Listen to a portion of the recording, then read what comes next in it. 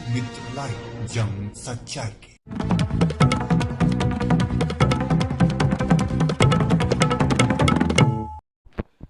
लोकमित्र में आप सभी का स्वागत है। मैं सूबेदार उपाध्याय जनपद प्रतापगढ़ में पधारे हुए उत्तर प्रदेश अल्पसंख्यक आयोग के सदस्य माननीय सरदार परविंदर सिंह जी से दैनिक लोकमित्र के जिला प्रतिनिधि सूबेदार उपाध्याय से अल्पसंख्यक समुदाय के विकास हेतु बनाए गए योजनाओं के क्रियान्वयन की जमीनी हकीकत जांचने एवं मौके पर उनका हल निकालने हेतु जिलाधिकारी पुलिस अधीक्षक प्रतापगढ़ से की गई बैठक में मदरसों के वेरिफिकेशन एवं छात्रवृत्ति में आ रही समस्याओं, 3 तलाक पीड़ितों आदि पर जानकारी दी गई। लोकमित्र लाइव से प्रेस रिपोर्टर सूबेदार उपाध्याय की रिपोर्ट। यस प्लीज, मैं सर सूबेदार उपाध्याय, वेलकम, बहुत बहुत स्वागत है सर। आप जनपद प्रतापगढ़ में पधारे हुए हैं सर। आप संभवतः जो है कल जिलाधिकारी प्रतापगढ़ से मुलाकात भी किए सर। इस संबंध में जो है कुछ आप बताएंगे? देखिए, प्रतापगढ़ का मेरा आगमन तो व्यक्तिगत कार्यक्रमों का था, लेकिन मुझे पूर्व में भी प्रतापगढ़ के कई समाजसेवी ऐसे मिलते रहे सर, जिन्होंने मुझे यहाँ की कई समस्याओं से अवगत कराया सर। और इस निमित्त मेरा कल मैंने निवेदन किया जिलाधिकारी और पुलिस अधीक्षक प्रतापगढ़ को कि हम लोग को कुछ विषयों पे चर्चा हेतु बैठना चाहिए सर। इस निमित्त मैंने कल जिलाधिकारी और विशेष तौर पे पुलिस अधीक्षक से संवाद स्थापित किया और मैंने इन लोग से ये निवेदन किया कि राज्य अल्पसंख्यक आयोग का सदस्य होने के नाते कई ऐसे हम लोग को मौखिक तौर पे कई ऐसे लोगों का कहना है कि जो मदरसे हैं सर, उसका भी वेरिफिकेशन होना चाहिए। कई जगह छात्रवृत्ति की दिक्कत आ रही थी और कई जगह ऐसे कि कई जगह हम लोग मदरसों में अलीगढ़ में या हम लोग को बलरामपुर वगैरह में ऐसे लोग मिले कि जो पर्सन वहाँ अथराइज नहीं थे।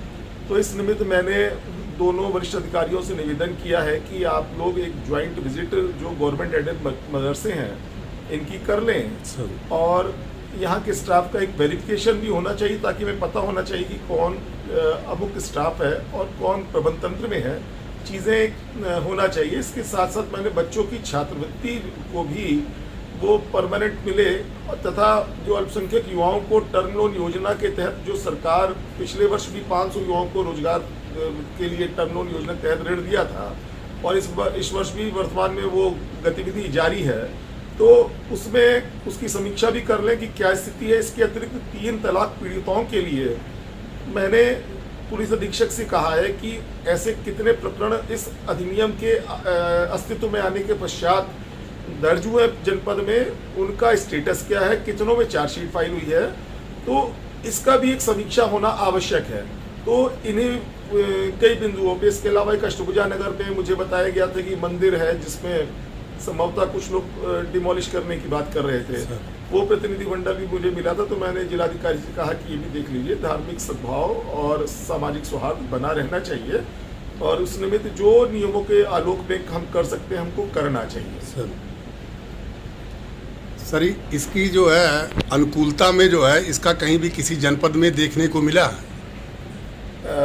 मैं क्षमा प्रार्थी हूँ, मैं आपके प्रश्न को पुनः समझना चाहूँगा। जी सर, मैं ये चाहता था जिस संबंध में जो आपने परामर्श जो है जिलाधिकारी को दिया आपने, इस संबंध में किसी और जनपद में इस तरीके से कोई प्रकरण था? हम लोगों ने विभिन्न जिलों का दौरा किया और कई जगह मैं आपको बताऊं कि मदरसे अस्तित्व में ही नहीं थे जब वेरिफिकेशन किया और मालूम चला कि कहीं एक 500 स्क्वायर फीट 200 स्क्वायर फीट की जगह भी नहीं है और 20-20 शिक्षकों की तनख्वाह सरकार की ओर से जारी है। जब हम लोगों ने मदरसा को पोर्टल पे डाला और ऑनलाइन अल्पसंख्यक कल्याण विभाग द्वारा किया गया, तो मैं आपको बताऊं और आप खुद आश्चर्य करेंगे, लगभग 700 या 800 मदरसा तो ऐसा था कि जो अस्तित्व में ही नहीं था, जिसका बहुत बड़ा जो सरकार का पैसा था जो पहले खराब जाता था उसको रोकने का कार्य किया।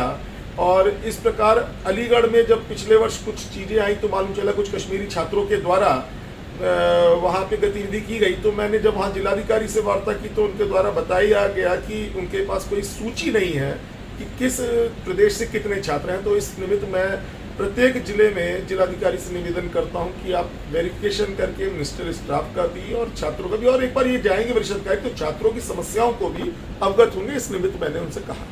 इसमें सर जी माननीय मुख्यमंत्री जी आपको बहुत महत्वपूर्ण कार्यों के लिए जो है निमित्त जो है आपको जो है ये देते हैं, ड्यूटी में जो है लगाते हैं।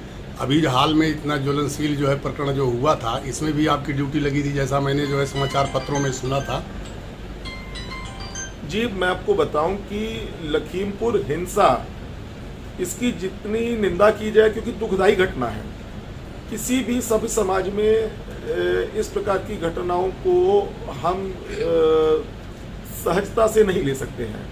और मृतक चाहे कृषक हो, चाहे अन्य परिवार हो, किसी भी परिवार का बेटा, भाई या पति या किसी ने अपना पिता खोया, तो वो दर्द वही परिवार जानता है। मुझे माननीय मुख्यमंत्री जी ने सिख समाज से जब हम लोगों ने भेंट किया महाराज जी से इस घटना पे, तो महाराज जी ने पूरा बताया कि सरकार किस प्रकार से कार्रवाई कर रही है। फिर अल्पसंख्यक आयोग का सदस्य होने के नाते और सिख प्रतिनिधि होने के नाते मुझे दायित्व सौंपा और मैं गया, और मैंने वहाँ पे मृतक किसानों के परिजनों से, इसके साथ साथ जो अपने दिवंगत पत्रकार थे रमन कश्यप जी, उनके परिजनों से भेंट किया।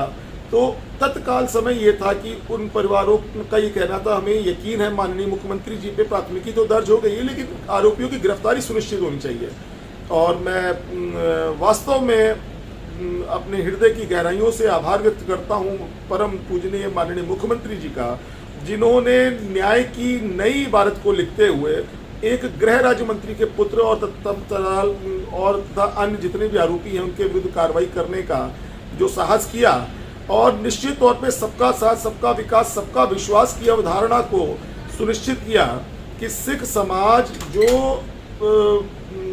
कहा जाए तो अल्पसंख्यक समाज है, और उसको अगर राजनीतिक तौर पे देखें तो वोट बैंक भी कुछ नहीं है, लेकिन वास्तव में एक न्यायप्रियता, एक प्रजापालक की क्या होती है, ये माननीय मुख्यमंत्री जी ने सदैव सिद्ध किया।